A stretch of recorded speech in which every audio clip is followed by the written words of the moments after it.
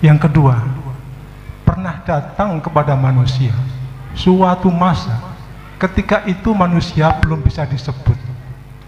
Padahal secara manusiawi, manusia itu akan suka dan senang sekali ketika punya penyebut dan titel-titelnya itu.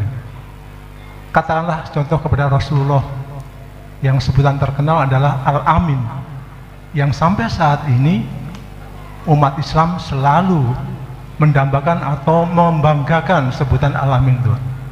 Tetapi dengan umatnya yang sekarang, bisakah umatnya itu mencontoh sehingga sebutan umat itu akan senantiasa lama dan mempunyai usia atau umur secara berkesinambungan seperti Rasulullah? Jangankan Rasulullah, Nabi Ibrahim sampai sekarang punya sebutan, padahal Nabi Ibrahim punya masa hidup lebih lama dari Rasulullah, tetapi sebutannya sampai sekarang oleh orang Islam masih tetap selalu pada waktu sholat disebutkan. Ustadz, mohon pencerahannya agar kita juga punya sebutan, bisa hidup lama walaupun masa usia kita hanya sebentar. Itu yang kedua. Yang ketiga, pada Ustadz Hamim Zarkasi, ada budaya-budaya yang tidak berseberangan atau ada budaya-budaya yang berseberangan dengan agama Islam. Apakah Ustadz Hamim punya kalkulasinya atau punya dokumentasinya, kira-kira budaya yang sesuai dengan Islam itu apa saja, Ustadz Hamim? Demikian, Assalamualaikum warahmatullahi wabarakatuh. Kemudian apa tadi yang nah, kalau kita ingin, ya umur kita pendek kan ya, umur kita ya kita ini nggak tahu berapa.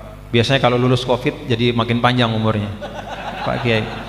Kita nggak tahu umur kita berapa. Kalau kata Nabi, mu'tarakul manaya ma baina sittin wa sab'in. Paling banyak malaikat Israel itu datang antara 60 sampai 70 gitu. Jadi kalau sudah lewat 70 ya bisa menarik napas lega sedikit lah. Ya.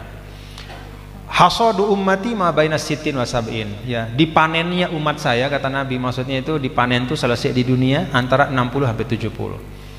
Nah, artinya apa? Kita pendek. Tapi dalam surah Yasin, nah yang tadi saya sempat singgung, inna nahnu nuhyil mauta wa naktubu ma qaddamu wa atharahum. Qaddamunya itu mungkin sedikit ya, sesuai dengan umur kita yang pendek di dunia. Qaddamu yang langsung dengan tangan kita, tapi kita punya sesuatu yang bisa kita tinggalkan, karya-karya ya.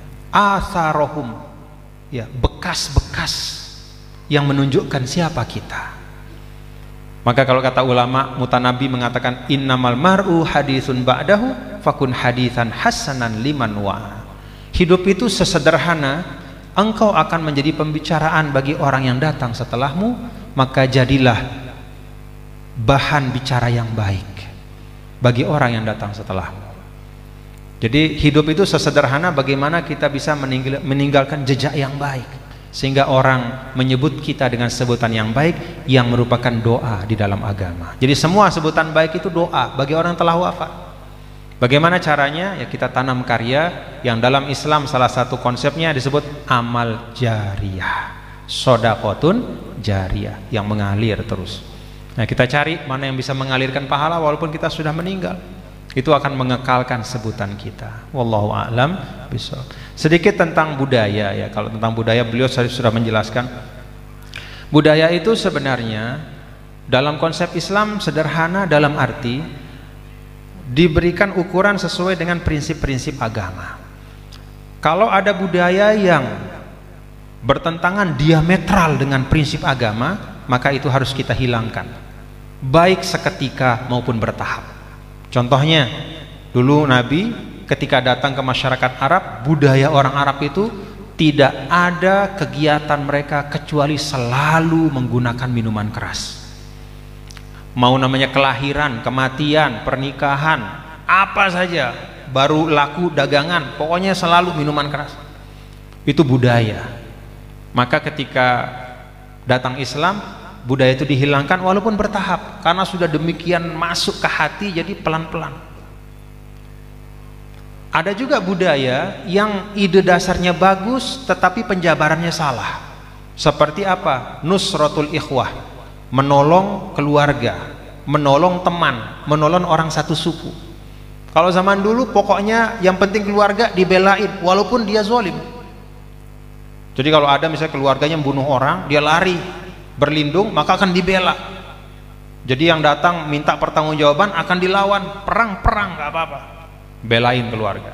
Nah, oleh Islam diluruskan, boleh kita bela saudara, tetapi kalau dia zolim, cara kita membelanya adalah dengan mencegahnya dari kezoliman.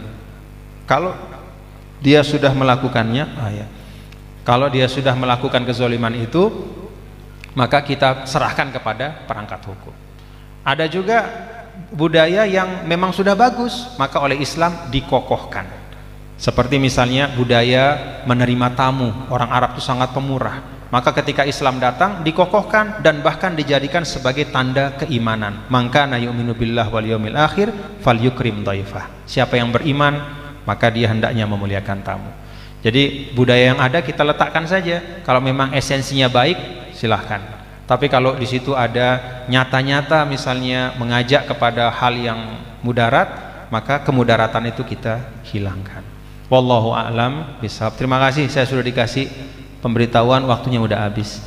Ya karena kita jarang ketemu ya di Tegarrojo, jadi panjang. Terima kasih. Mohon maaf kalau kepanjangan. Assalamualaikum warahmatullahi wabarakatuh. Assalamualaikum. Mohon maaf, Tuan Guru, ini tadi ada yang belum terjawab terkait dengan konsep Lailatul Qadar tadi. Ada ya perbedaan waktu. Jadi gini, dalam Islam itu laha makasabat wa 'alaiha maktasabat. Pertama, urusan umat sebelum kita itu bukan urusan kita, itu satu. Jadi kalau kita mau tahu, nggak usah kelewat pengen tahu juga gitu. Ya. Kalau kita mau tahu syariat umat sebelum kita, cukup secara garis besar saja. Misalnya Nabi Isa mengatakan wa ausoni bis sholati waz zakat. Allah mewasiatkanku untuk sholat dan zakat. Artinya apa? Pada syariatnya ada sholat juga. Bagaimana caranya? Likulin ja'alna minkum syir'atan wa minhaja. Beda-beda. Detailnya gimana? Tanya Nabi Isa alaihissalam. Nah, lo tahu siapa Ustaz? Ya begitu. Jadi secukup apa yang Al-Quran beritahu, ya udah segitu gitu. Nah, laha makasabat wa 'alaiha maktasabat ya. Fokus kita adalah pada apa? Al ilmul ladzi yusmirul amal, ilmu yang bisa menghadirkan amal. Ya, tapi kalau ilmu yang sifatnya spekulatif atau ini, ya udah nggak usah ya. Kita punya umur yang tidak terlalu banyak untuk habis untuk hal seperti cukup. Ketika misalnya Ashabul Kahfi disebut 7 orang, ada 1 anjing misalnya jadi 8, nggak usah terlalu repot cari siapa nama yang 7 itu gitu, siapa nama anjingnya gitu. Lalu berdebat, enggak, nama anjingnya ini, enggak, riwayatannya itu, mana yang benar? Tanya anjingnya, kan begitu. Kita nggak tahu ya, wallahu alam. Jadi Al-Quran memang memberikan kita informasi sesuai dengan kemaslahatan kita ya. Nah, tentang Lailatul Qadar sama juga prinsipnya adalah Lailatul Qadar itu adalah pada saat engkau di mana. Jadi kan Lailatul Qadar itu bicara tentang kita masing-masing kita. Hei, engkau seorang muslim, malam 10 malam terakhir Ramadan gunakan untuk mencari Lailatul Qadar. Lalu kita, loh iya, maksudnya malam itu kapan? Kalau saya malam, kalau teman yang di Amerika kan masih siang. Iya, bukan teman di Amerika, kita ini sekarang gitu. Jadi itulah Islam, dia memberikan kepada kita masing-masing sesuai keadaan kita. Jadi malamnya apa? Malamnya itu ya malam waktu kita malam di sini gitu. Sama seperti ya ayyuhalladzina nudiya lis-sholati min yaumil jumu'ati fas'au ila zikrillah. Ketika sudah dipanggil sholat Jumat, kan bukan Jumat Masjidil Haram. Kalau Jumat Masjidil Haram ya di sini udah sore, udah maghrib gitu. Tapi Jumatnya kapan? Jumatnya kita. Di mana kita berada. Itulah yang disebut dengan murunatul Islam. Jadi Islam itu sangat sesuai dengan siapapun karena disesuaikan dengan ruang dan tempat masing-masing. Wallahu a'lam bishawab. Terima kasih.